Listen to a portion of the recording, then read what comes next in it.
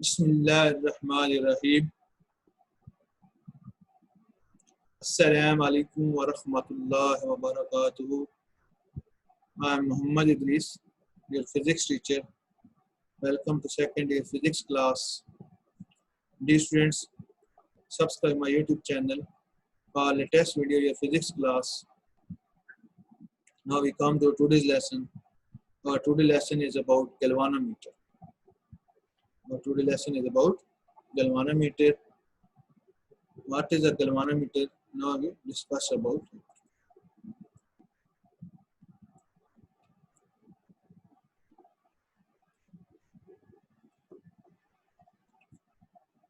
Galvanometer, introduction.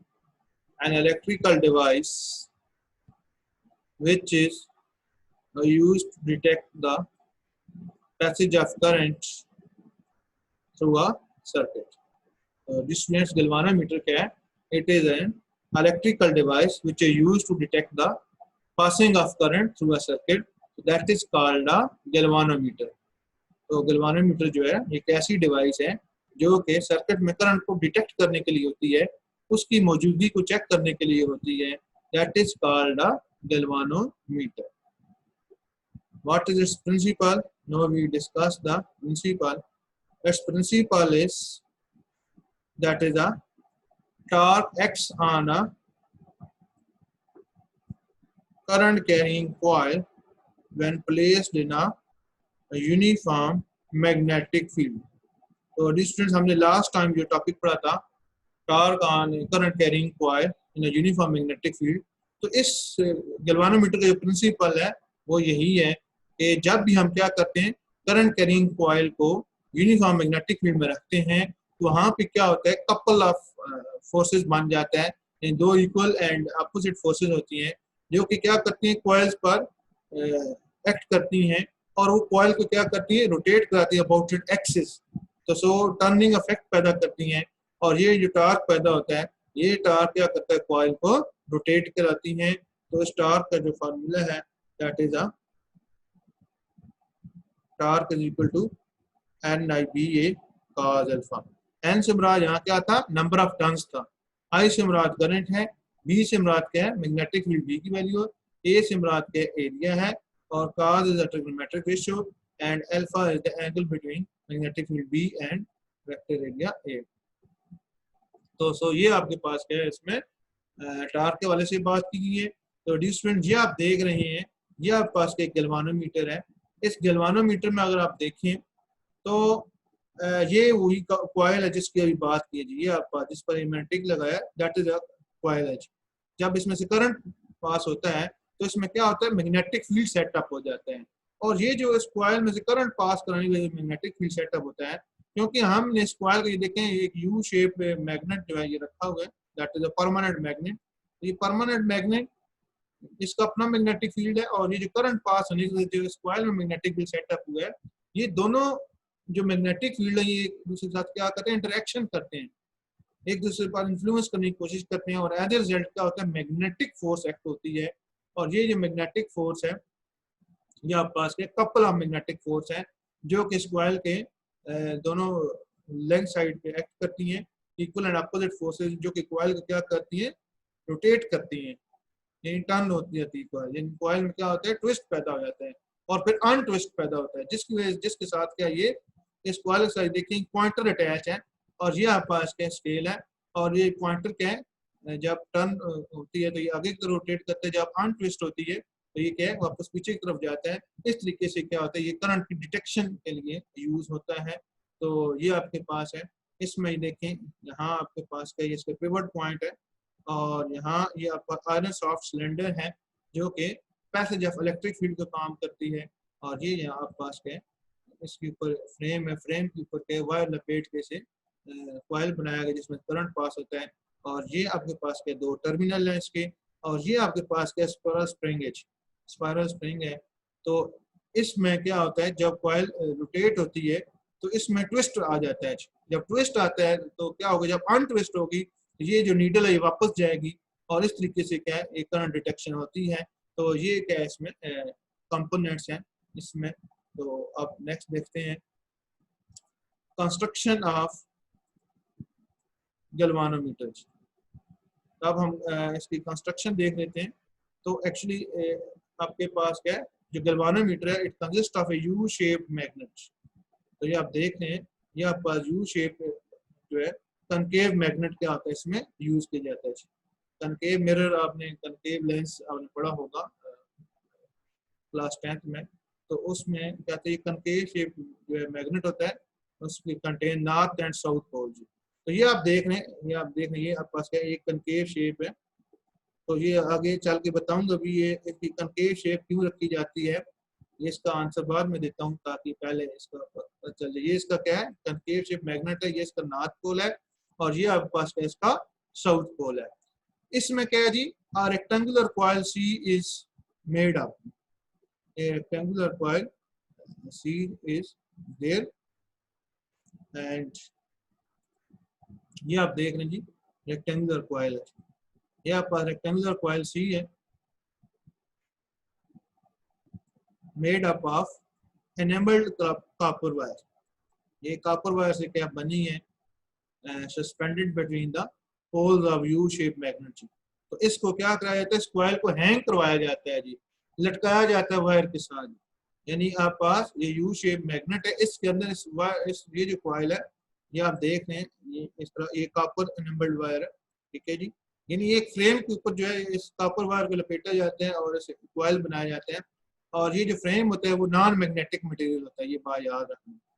ये आप हमने नेक्स्ट पॉइंट में लिखा हुआ है, non magnetic aluminium frame over which a wire is bounded. तो ये आप देख रहे हैं, ये रेक्टेंगुलर टाइप का फ्रेम है और इसके ऊपर क्या है, कॉपर वायर लपेटी गई है। और ये फ्रेम जो है वो नॉन मैग्नेटिक एल्यूमिनियम की बनी हुई नॉन मैग्नेटिक फ्रेम है और इसके ऊपर कॉपर वायर लपेट दी गई है रेक्टेंगुलर फॉर्म में। तो सो ये आपके पास क्या कहलाएगी, रेक्टेंगुलर कॉइल कहलाएगी। तो अब ये देख रहे हैं कि ये आपके पास क्या रेक्टेंगुलर कॉइल है और ये आपके पास का यू शेप मैग्नेट है। और यहाँ आप देख रहे हैं कि आपके पास क्या टर्मिनल है, positive terminal and negative terminal, and this is a pointer, this is a scale and this is a pointer। और ये आपके पास क्या है, एक ब्लू कलर में आपके पास क्या स्पिरल स्प्रिंग है, या आपके पास क्या है, अगर हैंग कराया हुआ है तो वो आपके पास क्या है, सस्पेंशन वायर कहलाएगी। तो जैसा कि बताया, suspension wire acting as a one current lead. तो ये आप देख रहे हैं कि ये आपके पास जो है रेक्टेंगुलर कॉइल है, ये आपके पास रेक्टेंगुलर कॉइल है और ये आपके पास क्या है, ये जो इधर है that is called a soft iron core है। तो सॉफ्ट आयरन कोर जो है, जैसे पहले बताया कि पैसेज ऑफ इलेक्ट्रिक फील्ड के लिए क्या होते हैं, यूज किया जाता है। तो ये सस्पेंशन वायर है, ये डिस्टेंस के आपके पास सस्पेंशन वायर है और यहाँ क्या ये लगाया गया, मिरर लगाया गया है। तो मिरर जो यूज होता है ये एंगल ऑफ डिफ्लेक्शन के लिए मेजर करने के लिए यूज होता है। आगे चल के इसको बताता हूँ कि एंगल ऑफ डिफ्लेक्शन कैसे आपने करना है। आप find out the lamp and scale arrangement method से आप जो है करेंगे तो उसमें मिरर क्या होगा, यूज होगा। ये आप देख रहे हैं सस्पेंशन वायर है, इसके साथ ये रेक्टेंगुलर कॉइल क्या कराएगी, हैंग करवाएगी ये जी। और ये देख रहे हैं आप एरो हेड क्या करें, इसकी डायरेक्शन रोटेशन बता रहे हैं, यानी ये इसकी क्या करें, क्लॉकवाइज रोटेशन बता रहे हैं। तो ये आप देख रहे हैं नॉर्थ पोल है और ये आपके पास क्या साउथ पोल है। और जैसे बताया कि ये जो सस्पेंशन वायर है, कह रहे हैं कि ये सस्पेंशन वायर एफ जो है acting as one current lead. तो ये आप देख रहे हैं, ये हमने सस्पेंशन वायर जो अप्लाई की है, तो ये आज अब टर्मिनल 1 के तौर पे क्या कर रहा है, यूज कर रहे हैं, यानी एक करंट लीड के तौर पे क्या करें, यूज कर रहे हैं। फिर आगे नेक्स्ट टाइम बताया जा रहा है लूजली बाउंड स्पिरल ई acting as a second current lead. तो ये आप देख रहे हैं, ये आप पास का स्प्रिंग है, स्पाइरल ई है, एक्टिंग एज अ लूजली, यानी बिल्कुल लूज सा है, बहुत ज्यादा टाइट नहीं है, सख्त नहीं है। कहते हैं इसको as a second current lead, ये देख रहे हैं ये आपका सेकंड टर्मिनल के साथ हमने से जुड़ा हुआ है, that is second current lead जो है के तौर पर काम कर रहा है। और फिर नेक्स्ट इसमें जैसा कि हमने आपको बताया है, that is a iron cylinder D placed inside the coil to concentrate the field through it। यानी electric field magnetic field lines को कंसंट्रेट करने के लिए इसको आयरन सॉफ्ट सिलेंडर को यहाँ पर लगाया गया है। तो डी स्टूडेंट, जैसा कि आपको बता चुका हूँ ये यहाँ से आप देखें तो आप पास इसकी मैग्नेटिक लाइन ऑफ फोर्स ये देखें इसमें से पास आउट हो रही है, ये बनी हुई नहीं है, मैं यहाँ बना देता हूँ, इसलिए बना रहा हूँ ताकि थोड़ा सा पता चल जाए इसके नॉर्थ पोल से मैग्नेटिक लाइन ऑफ फोर्स जो वो निकल रही हैं और साउथ पोल की तरफ जा रही हैं। अब ये देखें यहाँ आपके पास है और इसमें magnetic lines of force pass हो रहा है। इधर से जब इस वायर में से करंट पास होगा यानी रेक्टेंगुलर कॉइल में से करंट पास होगा तो दो मैग्नेटिक फील्ड सेटअप हो जाएंगे। इस चैप्टर के आगाज से यही चीज बताया गया आपको कि जब भी किसी भी वायर में से किसी कंडक्टर में से करंट पास होता है तो उसमें मैग्नेटिक फील्ड सेटअप हो जाता है। ये सबसे पहला टॉपिक था इलेक्ट्रोमैग्नेटिज्म का जी, where there is a electric current then there will be a magnetic field. ये हमने सबसे पहले स्टार्ट में पढ़ा था। वही फिनोमेना इस चैप्टर में एक ही फिनोमेना है और ये आगे चलता आ रहा है जी, मुसलसल अपनी शक्लें बदलता आ रहा है। तो अब यहाँ इसमें देखें कि ये आप पास इस कॉइल में से जो ही करंट पास होता है इसमें मैग्नेटिक फील्ड सेटअप हो जाता है और ये एक्सटर्नल मैग्नेटिक फील्ड है। इन दोनों का इंटरेक्शन होगा तो कपल ऑफ फोर्सेस पैदा होंगे। तो नेक्स्ट स्लाइड में चल बताता हूँ। और ये क्या करेगा, कॉइल को रोटेट करेगा जी। और जब ये रोटेट करेगा तो यहाँ आप पास क्या है, ये जो रोटेट है ये सपोज आप पास क्या है क्लॉकवाइज डायरेक्शन में क्या हो रहा है, तो यहाँ इस वायर में भी क्या हो जाएगा, ट्विस्ट पैदा हो जाएगा और स्प्रिंग में भी क्या हो जाएगा, ट्विस्ट पैदा हो जाएगा। और यूं इस तरीके से जो पॉइंटर साइड कनेक्टेड है वो आगे मूव करेगा। ये देख रहे हैं जी इसमें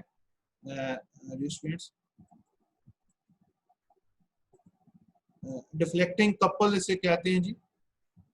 जैसे बताया when current is passed through the coil a couple of two equal and opposite forces act on the coil।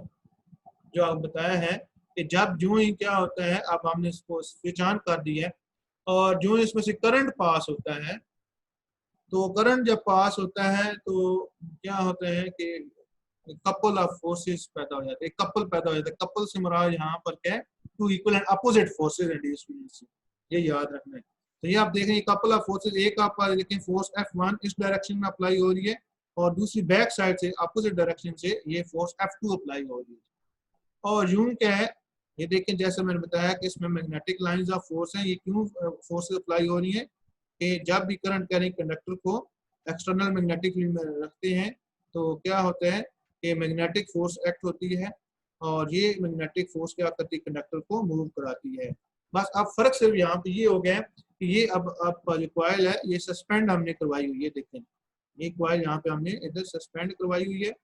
ये आपका एक टर्मिनल है, ये जो सस्पेंशन वायर है यहाँ आपके पास क्या है, फर्स्ट टर्मिनल ऐसे यूज हो रहा है। ये कॉइल इसके साथ हैंग कराई हुई है और इधर नीचे आप पास क्या स्पाइरल इलास्टिक स्प्रिंग है या स्पाइरल है। तो दूसरा टर्मिनल इसके साथ दूसरा इशारा हमने से कर रखा है। जो इस कॉइल में ट्विस्ट पैदा होता है यानी दो इक्वल एंड अपोजिट फोर्सेस क्या हो रही है, अप्लाई हो रही है, तो क्या होती है ये ट्विस्ट देगा।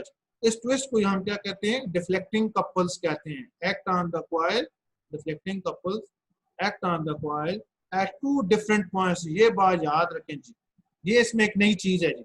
पहले आपके पास हमने करंट का नहीं कंडक्टर को मैग्नेटिक फील्ड में रखा तो हमें इतना बताया गया कि कंडक्टर में एक्सपीरियंस ऑफ फोर्स। फिर हमने charge moving in magnetic field में बात की तो वहाँ भी क्या हुआ कि चार्ज पे करंट मैग्नेटिक फोर्स अप्लाई होती है तो वो सर्कुलर पाथ पे क्या करते हैं, मूव करते हैं। अब यहाँ इस केस में क्या हो गया कि इस केस में कॉइल क्या करते हैं, अपने एक्सिस अगेंस्ट मूव करेगी और जहाँ पे ये दो equal and opposite forces apply होंगी जिसे हम कपल कह रहे हैं, डिफ्लेक्टिंग कपल का नाम दिया जा रहा है इस केस में। ये दो मुख्तलिफ पॉइंट पे लगनी है, एक यहाँ पे इस तरफ जी, ये मैं एरो हेड लगा रहा इस तरफ, और एक दूसरी तरफ जी अपोजिट। तो इसको हमने बड़ी डिटेल में ये कैसे एक्ट करती है इसको हमने जो है इससे पहले टॉपिक में इंतहाई डिटेल में डिस्कस कर रहे हैं। Torque and current carrying coil पिछला टॉपिक, और किसी को ये समझना है कपल ऑफ फोर्सेस किस तरह से लग रही हैं और ये इधर हॉरिजॉन्टल डायरेक्शन यहाँ पे क्यों नहीं लग रही और ये सिर्फ लेंथ वाइज क्यों लग रही है, तो ये मेरा पिछला टॉपिक आप डिटेल से सुन लें, वहाँ से आपको सारी बात क्लियर हो जाएगी। तो ये कपल ऑफ फोर्सेस लग रही है जो कि क्या कर रही है, टर्निंग इफेक्ट ऑफ फोर्स पैदा कर रही है यानी टार्क पैदा कर रही है। तो this couple tends to rotate the coil. तो ये जो कपल ऑफ फोर्सेस है ये क्या करती है, tends to rotate the coil यानी कॉइल में क्या करती है, टार्क पैदा कर देती हैं।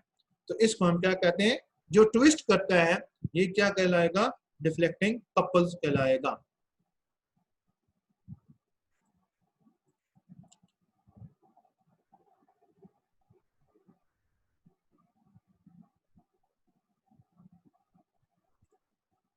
तो अब वही डिफरेंट डिफ्लेक्टिंग कपल तक जो इसमें क्योंकि रोटेशन हुई तो जो टार्क पैदा हुआ उसे हम डिफ्लेक्टिंग टार्क कहते हैं। डिफरेंट जैसा कि लास्ट स्लाइड में बता रहा था कि हमने उस पे क्या किया, जब करंट पास कराया तो उसमें कपल ऑफ फोर्सेस पैदा हो गए, अपोजिट एंड इक्वल फोर्सेस, तो जो कि कॉइल क्या कर रही थी, टर्न करा रही थी, रोटेशन करा रही थी, यानी उसमें टार्क पैदा कर रही थी। तो that couple was called deflecting couple, और जो टार्क इसमें पैदा हुआ it is called deflecting torque.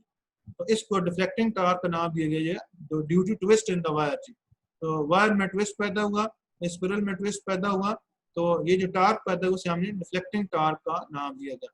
If N is the number of turns of the coil, अब हमने कहा है इस कॉइल के ऊपर जो नंबर ऑफ टर्न्स हैं, जो वायर के बल दिए हुए हैं, that is called number of turns. तो हमने कहा इसमें एन नंबर ऑफ टर्न जो है वो हमने इस पर लपेटा हुआ है नॉन मैग्नेटिक फ्रेम के ऊपर, और A is the area of the coil.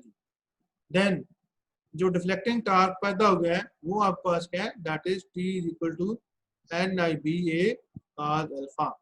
N से मुराद के नंबर ऑफ टर्न्स है, आई से मुराद करंट है, बी से मुराद मैग्नेटिक फील्ड है, ए से मुराद यहाँ के आपके पास एरिया ऑफ द कॉइल है, और cos is a trigonometric ratio and alpha is the angle here, and it is an angle between the coil and plane field, magnetic lines of force. So ये आपके पास है।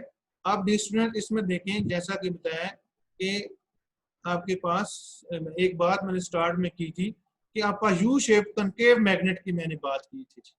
तो जैसा कि अब concave बताया कह रहा है कि as pole pieces of magnet are made concave, क्यों कनकेव बना है, to make the field radial. यानी फील्ड रेडियल का मतलब क्या है कि जब ये कॉइल हर वक्त मूव करेगी इस कनकेव शेप मैग्नेट में तो ये क्या रहेगी, पैरेलल रहेगी, यानी कॉइल की डायरेक्शन और आपके पास फील्ड लाइन की जो डायरेक्शन है ये क्या रहेंगे, एक दूसरे के साथ पैरेलल रहेंगे, और as a Z angle alpha क्या होगा, जीरो होगा। जब एंगल अल्फा जीरो होगा तो cos जीरो की वैल्यू क्या होती है, हमेशा 1 होती है। तो सो ये कनकेव शेप मैग्नेट इसलिए बनाए जाते हैं ताकि कॉइल जो रोटेट करे तो हर वक्त तकरीबन उसकी डायरेक्शन क्या रहे, टार्क की जो आप पास कॉइल की डायरेक्शन जो रोटेट करे उसकी डायरेक्शन, और इसमें मैग्नेटिक लाइंस ऑफ फोर्स यानी फील्ड जो क्रिएट हो उसकी डायरेक्शन दोनों क्या रहे, पैरेलल रहे, और एंगल थीटा क्या रहे, एंगल अल्फा क्या रहे, 0 डिग्री रहे। तो ताकि ये दोनों जब पैरेलल होंगे तो जो टार्क एक्ट करेगा वो मैक्सिमम होगा। तो सो इस वजह से हमने इसके जो पोल ऑफ जो पीसेज है that magnet is concave shape जी। तो मैग्नेट की कनकेव शेप बनाई इसलिए जाती है ताकि इसमें मेक द फील्ड रेडियल, यानी ये रेडियल टाइप रहे ताकि कॉइल की डायरेक्शन जो रेक्टेंगुलर कॉइल मूव करी उसकी डायरेक्शन और बस फील्ड लाइन की जो डायरेक्शन हो सेम रहे, पैरेलल रहे, एंगल 0 हो, और टार्क की वैल्यू क्या हो, मैक्सिमम हो। ये टार्क का formula that is tan IBA into cos 0 degree, cos 0 1 होता है हमेशा। सो आप पास इसकी वैल्यू क्या हो जाएगी, N I B A, torque की वैल्यू हमने इक्वेशन 1 कह दी है। सो इस केस में क्या होगा, हर वक्त टार्क इसका मैक्सिमम रहेगा, और यूँ ये कपल ऑफ फोर्सेज जैसा कि आप बताया that is this is F1 force, और ये आपके पास F2 फोर्स ये इस साइड से लग रही है और ये दूसरे साइड से लग रही है, इक्वल एंड अपोजिट फोर्सेज है, टार्क क्रिएट कर रही है। ये जो कपल है that is called deflecting couple, और ये जो टार्क है जो पैदा हो that is called deflecting torque. तो ये आपके पास है। अब आपके पास नेक्स्ट क्या होता है कि रेस्टोरिंग टार्क क्या है। जिसमें जैसे कि लास्ट लाइन हम डिस्कस किया है कि कपल ऑफ फोर्सेस क्या करती हैं, टार्क पैदा करती हैं, and that torque was called deflecting torque. और जब ये ट्विस्ट हुई थी कॉइल, जैसे बताया था कॉइल ने मूव किया था तो ये कॉइल क्या होती, ट्विस्ट हुई थी, यानी ये जो आपके पास वायर के साथ सस्पेंडेड है और इधर आपके पास क्या स्प्रिंग के साथ है, इन दोनों में क्या आ गया था, ट्विस्ट पैदा हो गया था, यानी सादा लफ्जों में क्या बल पैदा हो गए थे। तो अब क्या है जी, यानी coils turn under the action of a deflecting torque. जैसे कि हम पढ़ आए हैं पिछली स्लाइड में, जो कॉइल टर्न हुई है इट वाज डिफ्लेक्ट और turn under the action of deflecting torque. कह रहा है कि आपका suspension wire is twisted which give rise a torsional couple. तो जैसे बताया है क्योंकि जो वायर जो मैग्नेट मैग्नेट कह रही है आपके पास जो रेक्टेंगुलर कॉइल है ये सस्पेंडेड है वायर के साथ, और इसमें जब ये ट्विस्ट हुआ था यानी मूव हुआ था तो कहते हैं suspension wire was twisted and which give rise a torsional couple जी। तो आपके पास क्या टॉर्शनल कपल पैदा हुआ था। टॉर्शनल कपल क्या है इसमें डी स्टूडेंट्स, जो टॉर्शनल कपल है that is called a restoring torque. It tends to untwist the suspension wire and restore the original position. Original position को क्या करता है बहाल करता है। तो एडिशनल जैसा कि आप कोई भी जो ऑब्जेक्ट है वायर के साथ लटका दें, कोई धागे के साथ थ्रेड के साथ लटका दें, उससे आप बल दे दें तो क्या होगा वो आगे रोटेट करना शुरू हो जाएगा, लेकिन एक मैक्सिमम हद तक रोटेट होगा। उसके बाद वो ट्विस्ट क्या है ऑटोमेटिकली क्या होंगे खुलना शुरू हो जाएंगे जी। उसको हम क्या कहते हैं, जो हमने बल दिए थे तो वो सस्पेंशन वायर उसे कहते हैं ट्विस्ट पैदा हुआ था, और वही जो ट्विस्ट आता है तो वो उसमें क्या कर देता है टॉर्शनल कपल पैदा कर देता है। जैसे आप स्प्रिंग पे फोर्स अप्लाई करते हैं कोई बॉडी लटका के, तो वो क्या जब आप छोड़ते हैं तो रिस्टोरिंग फोर्स क्या हो जाती है पैदा हो जाती है, और रिस्टोरिंग फोर्स क्या उस स्प्रिंग को bring back to the original position. Same like that जब हमने इसमें टार्क पैदा हुआ था कॉइल में, रेक्टेंगुलर कॉइल में, तो जिसकी वजह से इसने डिफ्लेक्ट हुई थी, और डिफ्लेक्शन के नतीजे में सस्पेंशन वायर में क्या हो गया था ट्विस्ट पैदा हो गया था। कहता है ये जो ट्विस्ट पैदा हो गया है ये आपके पास क्या करता है, ये ट्विस्ट उसमें टॉर्शनल कपल पैदा कर देता है, और टॉर्शनल कपल क्या एक्चुअली रिस्टोरिंग टार्क है विच अनट्विस्ट द सस्पेंशन वायर। जब सस्पेंशन वायर पर ट्विस्ट होकर डिफ्लेक्ट होकर आपके पास फोर्स क्लॉक वाइज में गई है तो ये वापस फिर से क्या करेगा एंटी क्लॉक वाइज डायरेक्शन में से अनट्विस्ट करेगा। तो ये जब अनट्विस्ट होगा तो क्या होगा, ये जो अनट्विस्ट हो रहा है ड्यू टू रिस्टोरिंग टार्क की वजह से हो रहा है, और रिस्टोरिंग टार्क क्या है that bring the was towards the original position, अपनी वापस यानी कि अनट्विस्ट हो जाएगा, यानी बल खत्म हो जाएंगे, ये वापस नॉर्मल हालत में आएगा। तो ये आपके पास क्या कराएगा टॉर्शनल कपल कराएगा, और जो टार्क इसकी वजह से वापस एंटी क्लॉकवाइज डायरेक्शन पैदा होगा उससे हम रिस्टोरिंग टार्क्स कहेंगे, एंड ये अनट्विस्ट कर देगा वायर को सस्पेंशन वायर को, और एज ए रिजल्ट इसको ओरिजिनल पोजीशन में लेके आएगा। तो रिस्टोरिंग टार्क जो है ये आप देखें कहते हैं that is directly proportional to theta H. Theta यहाँ डिस्टेंस एंगल ऑफ डिफ्लेक्शन है, यानी पहले कितनी डिफ्लेक्शन से वो आगे गया था फिर इतनी डिफ्लेक्शन से क्या वापस हुआ है। तो ये थीटा रिप्रेजेंट कर ये एंगल थीटा बना रहा है, तो डिस्टेंस डिफ्लेक्शन जो है इंतहाई अहम है जिसको आगे एंगल थीटा जो है ये हमने फाइंड भी करना है by lamp and scale arrangement method, तो इसमें चल के डिस्कस करेंगे। तो ये आपका जो टार्क जो रिस्टोरिंग टार्क है ये एंगल थीटा पर डिस्कस करेंगे। कितना ट्विस्ट आया तो इतना ही क्या होगा अनट्विस्ट भी होगा, जितने एंगल से ये डिफ्लेक्ट हुआ था इतने ही एंगल से क्या होगा वापस अनट्विस्ट होगा। तो यानी जितना आपके पास क्या है डिफ्लेक्टिंग टार्क था इतना ही क्या होगा रिस्टोरिंग टार्क पैदा होगा। तो यानी ये आपके पास के एंगल थीटा की क्या है डायरेक्टली प्रोपोर्शनल है, और ये प्रोपोर्शनल साइन है जब ये सॉल्व करते हैं that is equal to C theta. ये आप इक्वेशन फॉर्म में आ गए, इसमें distance C is a constant of proportionality, C is a constant of proportionality called a twisting or torsional constant जी। तो ये आपका C जो है ये constant of proportionality है, इसको हम क्या कहते हैं ट्विस्टिंग भी कहते हैं या टॉर्शनल कांस्टेंट भी कहते हैं। It depends upon the nature of suspension wire. ये नेचर ऑफ सस्पेंशन वायर जो भी वायर आप सस्पेंशन वायर यूज करें उसके नेचर पर डिपेंड करता है। अब क्या है इक्विलिब्रियम स्टेट, यानी इक्विलिब्रियम में कब आएगा, तो ये आपके पास क्या है इक्विलिब्रियम में आपके पास जो कॉइल आएगी तब आएगी जब आपके पास क्या deflecting couples balances the restoring torque. Deflecting couple balances the restoring torque, then coil will come to at rest। यानी जब आप पास क्या deflecting torque is equal to क्या हो जाएगा रिस्टोरिंग टार्क इक्वल हो जाएगा, देन क्या होगा कॉइल वापस रेस्ट में हो जाएगी। कहने का मतलब यह है जितना ट्विस्ट हुआ था इतना ही अनट्विस्ट भी होगा, जितनी कॉइल क्या हुई थी ट्विस्ट हुई थी जितने एंगल पे इतनी क्या होगी अनट्विस्ट भी होगी, तब जाके कॉइल क्या आएगी रेस्ट में आ जाएगी, इक्विलिब्रियम आ जाएगी, इसकी इक्विलिब्रियम स्टेट आ जाएगी। So deflecting torque will be equal to restoring torque, and then हमारे पास क्या है डिफ्लेक्टिंग टार्क की जो वैल्यू है दैट इज NIBA, और restoring torque is equal to C theta. हमने इस इक्वेशन को रीअरेंज किया तो अब पास क्या आ गया, I is equal to C theta over N B A. और नेक्स्ट आपका I is directly proportional to theta, तो इसमें C over N B A it is a constant. तो सी आप पास के टॉर्शनल कांस्टेंट है, ये भी फिक्स है। एन आप पास नंबर ऑफ टर्न्स है, फिक्स है, कांस्टेंट हो गया। बी की वैल्यू यूनिफॉर्म है, एक ही दवा रखी है, चेंज नहीं करे, बी कांस्टेंट है। ए आप पास एरिया ऑफ रेक्टेंगुलर कॉइल है, कॉइल हमने एक ही लगाई है, बार बार चेंज कॉइल नहीं की है, तो एरिया भी कांस्टेंट हो गया। तो सी ओवर एन बी ए ये आपके पास कांस्टेंट है, तो ये आपके पास क्या हो जाएगा, I is directly proportional theta. यहाँ पर जो current I that is detected by the galvanometer it is directly proportional to angle theta, यानी कितनी कॉइल डिफ्लेक्ट हो रही है और उसके साथ अगर पॉइंटर जुड़ा है वो स्केल पे इतनी डिफ्लेक्ट हो रहा है राइट या लेफ्ट, तो ये हमें क्या बताता है, डिटेक्शन ऑफ करंट बताते हैं। यानी पता चला जो गैल्वानोमीटर है उसमें जो पॉइंटर स्केल के ऊपर राइट लेफ्ट मूव करता है, तो यानी वो करंट की डिटेक्शन बताता है। That is directly proportional to angle theta, यानी deflection of the rectangular torque inside the coil, यानी angle theta, measurement of angle theta for deflection, इस पे ये डिपेंड करता है। अब हम इसको मेजर करते हैं, that is a measurement of angle of deflection find out करते हैं। जैसे मैंने बताया है कि ये आप देख रहे हैं कि आप पास क्या स्केल है, इसके ऊपर पॉइंटर राइट लेफ्ट मूव करे और इन साइड ये आप देख रहे हैं कॉइल, रेक्टेंगुलर कॉइल क्या हो रही है, डिफ्लेक्ट हो रही है।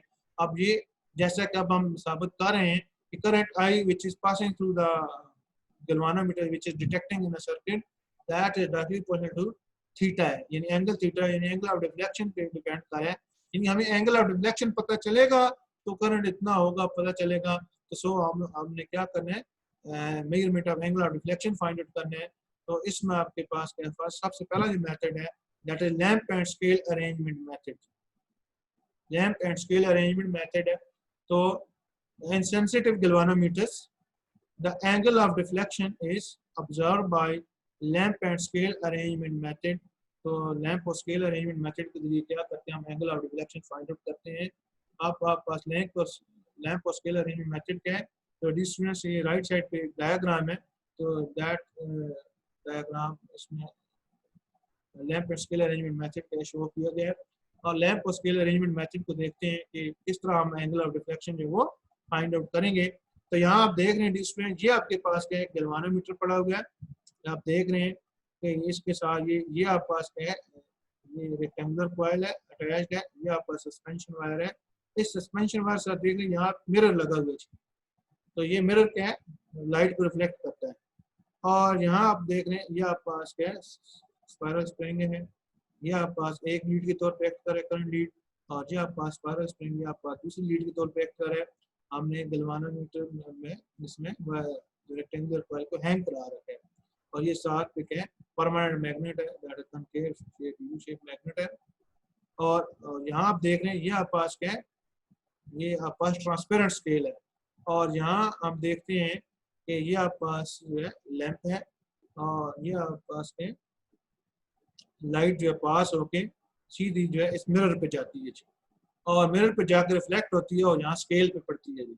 आप यहाँ देखते हैं ये जो स्केल है यहाँ मेड पे 0 वैल्यू है, तो क्या है जी कि ये आप पास क्या नॉर्मल हाल में जब करंट पास नहीं हो रहा तो ये आप पास फ्लाइंग स्पॉट कहलाते हैं। ये इसका असल में रिफ्लेक्शन है, लाइट का रिफ्लेक्शन है, मिरर से रिफ्लेक्ट होकर यहाँ पर है, that is called a flying spot. अब क्या होता है, जो ही हम इसमें से करंट पास कराते हैं तो कॉइल क्या होती है, उसमें करंट पास होने के इसमें मैग्नेटिक फील्ड पैदा होता है। एज ए रिजल्ट क्या है, इसका मैग्नेटिक फील्ड और एक्सटर्नल मैग्नेटिक इंटरेक्शन होती है, मैग्नेटिक फोर्सेस पैदा होती हैं, या कपल ऑफ फोर्सेस पैदा होती हैं, और वो कॉइल की क्या करें, ट्विस्ट करवाती है। जब ट्विस्ट होती है तो ये जो आप पास मिरर है, ये मिरर क्या है, इस सस्पेंशन वायर के साथ अटैच है। जो ही इस कॉइल में आपके पास क्या डिफ्लेक्शन होगी तो एज ए रिजल्ट क्या होगा, इस वायर में सस्पेंशन पैदा होगी, वायर में ट्विस्ट पैदा होगा, वायर क्या होगा, स्मॉलर एंगल थीटा मूव करेगी। तो जब वायर मूव करेगी, मिरर के साथ अटैच है, ये भी क्या करेगा, मूव करेगा। तो इधर से लाइट उस at the same time simultaneously light जहाँ पर गिर रही होगी और लाइट जहाँ पड़ने के बाद रिफ्लेक्ट होके, तो ये आप पास क्या है, सस्पेंशन वायर ट्विस्ट होगी, साथ इसके साथ अटैच जो मिरर है ये भी ट्विस्ट होगा, और ये जो फ्लाइंग स्पॉट है ये भी आगे क्या होगा, डिफ्लेक्ट होगा। तो इस तरीके से आप डिस्टेंस हम क्या कर सकते हैं, एंगल ऑफ डिफ्लेक्शन मूव कर सकते हैं। लेकिन ये डिस्टेंस याद रखिए, एंगल ऑफ डिफ्लेक्शन क्या होता है, बहुत ही स्मॉल होता है, बहुत बड़ा एंगल नहीं होता है। और यानी कि ये आप पास क्या होगा, एंगल ऑफ डिफ्लेक्शन होगा। और जब इसमें मैक्सिमम डिफ्लेक्टिंग टार्क हो जाएगा तो क्या होगा, यानी अब मैक्सिमम ट्विस्ट इतना ही आ सकता है, उसके बाद ये अनट्विस्ट होगा। अनट्विस्ट होगा, रिस्टोरिंग टार्क क्या करेगा, which brings back the rectangular coil to the original position. जब ये वापस आएगा तो डेफिनेटली अनट्विस्ट होगा, तो ये साथ जो अटैच्ड मिरर है ये भी वापस आएगा, तो इसके ऊपर जो लाइट स्पॉट ये भी क्या होगा, वापस उधर पीछे आएगा।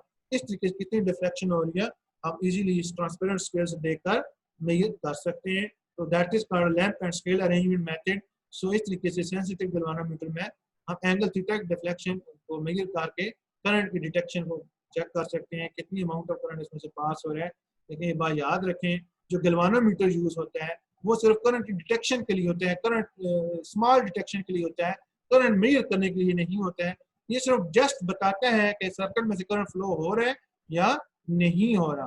करंट मेजर करने के लिए हम नेक्स्ट जो डिवाइस यूज करते हैं एमीटर, वो इंशाल्लाह आफ्टर दिस लेसन हम स्टडी करेंगे। तो एमीटर जो होता है वो यूज किया जाता है, और एमीटर जो बनाते हैं हम गैल्वेनोमीटर में कुछ माइनर मॉडिफिकेशन करते हैं, और उसके बाद क्या होता है जी, ये गैल्वेनोमीटर जो एमीटर में चेंज हो जाता है और वो करंट मेजर करता है। गैल्वेनोमीटर करंट डिटेक्ट करता है, बताता है कि करंट सर्किट में मौजूद है या नहीं है। नेक्स्ट इज सेकंड इज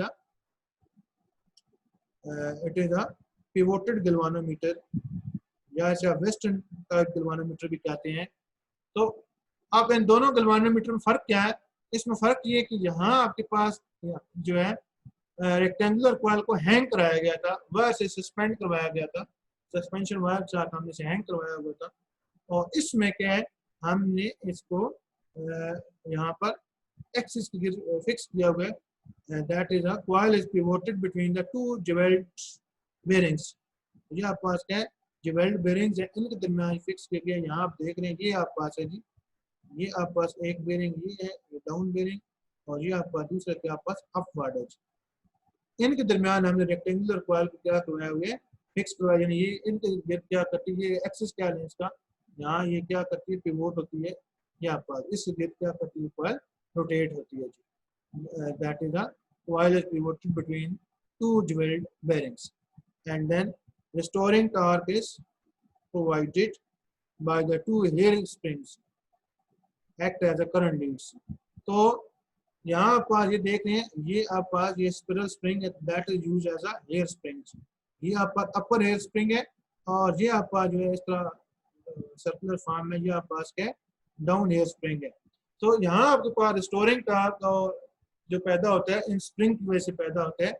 तो बस ये इतना से इनकी कंस्ट्रक्शन बस ये फर्क है। इस आपका सेंसिटिव गैल्वेनोमीटर देखते हैं तो यहाँ आपके पास क्या है, रेक्टेंगुलर कॉइल को सस्पेंशन वायर से हैंग करवाया गया है, और सस्पेंशन वायर एक आप पास करंट लीड के तौर पे एक्ट करती है, इसके साथ मिरर है, और नीचे आप पास का स्पाइरल स्प्रिंग है, ये आप पास सेकंड करंट लीड के तौर पे एक्ट करता है। और ये आप पास सेंसिटिव गैल्वेनोमीटर है, और ये आपका सबसे पहला गैल्वेनोमीटर जो ऑर्डिनरी बनाया गया, इसकी कंस्ट्रक्शन ये है। यहाँ भी रिस्टोरिंग टार्क डिफ्लेक्टिंग टार्क है। अब इसमें जो कंस्ट्रक्शन में जस्ट चेंजेस की गई है, उसमें सस्पेंशन वायर से हमने रेक्टेंगुलर कॉइल हैंग कराया था, यहाँ आप ये देखिए रेक्टेंगुलर कॉइल को हमने पिवोटेड करवा दिया है बिटवीन टू ज्वेल्ड बेरिंग्स। एक तो ये डिफरेंस आ गया। दूसरा आपके पास क्या है, यहाँ हमारे पास क्या है, इसमें हेयर स्प्रिंग्स यूज किए गए हैं। तो हेयर स्प्रिंग क्या है, यहाँ आपके पास इसमें एज स्प्रिंग के तौर पे काम करें, यहाँ इसमें रिस्टोरिंग टार्क पैदा होता है, ये फिर जो है इसको यानी कि अनट्विस्ट करता है। तो बाकी इसमें से फिनोमेना उसका वही है कि करंट पास कराएंगे रेक्टेंगुलर कॉइल में से तो क्या होगा, मैग्नेटिक फील्ड पैदा होगा, और ये मैग्नेटिक फील्ड यहाँ आपका ये जो कनकेश मैग्नेट है ये आप देख रहे हैं, यहाँ हमारे पास मैग्नेटिक लाइन या फोर नॉर्थ पोल से साउथ पोल की तरफ जा रही है, और जब इस वायर में से करंट पैदा होगा, ये आपका नॉर्थ पोल है और ये हमारा साउथ पोल है। मैग्नेटिक लाइन या फोर नॉर्थ पोल से निकल साउथ पोल में जा रही है। जब इस रेक्टेंगुलर कॉइल में करंट पैदा होगा तो क्या होगा, दो मैग्नेटिक फील्ड और इंटरेक्शन के नतीजे में एक फोर्स आप पास यहाँ इस तरफ पैदा होगी एज ए रेक्टेंगुलर, और एक आप पास का इस डायरेक्शन से फोर्स पैदा होगी अपोजिट डायरेक्शन में। कपल ऑफ फोर्सेस कॉइल को क्या करेगा, पिवोटेड कॉइल में रोटेट कराएगा और एज ए रिजल्ट ये साथ पॉइंटर है जुड़ा हुआ और ये स्केल पर के आगे की तरफ मूव करेगा, यानी डिफ्लेक्शन टॉर्क इस रूप में। और जब ये अनट्विस्ट होंगे स्प्रिंग के लिए वापस आएगा, अनट्विस्ट होंगे कॉइल पे ब्रिंग बैक वापस आएगी। तो ये आपका इसके रिस्टोरिंग टॉर्क है जो कि bring back the coil to original position. तो सो इस तरीके से हम क्या करते हैं, ये पॉइंटर लगा हुआ है और एंगल ऑफ डिफ्लेक्शन हम क्या करते हैं, कितना आगे गए हम फाइंड आउट कर लेते हैं। तो इसमें ये आप पास पे लगेगा पिवोटेड गैल्वानोमीटर और वेस्टर्न टाइप गैल्वानोमीटर। तो इसमें यानी कि जस्ट कंस्ट्रक्शन का फर्क है, बाकी प्रोसीजर वही सेम ही है। इस तरीके से हम angle of deflection find out करते हैं। तो distance angle of deflection find out करना जरूरी है क्योंकि जो करंट है which is passing through the galvanometer that is dependent upon the angle theta, that is the angle of deflection. Thank you, students.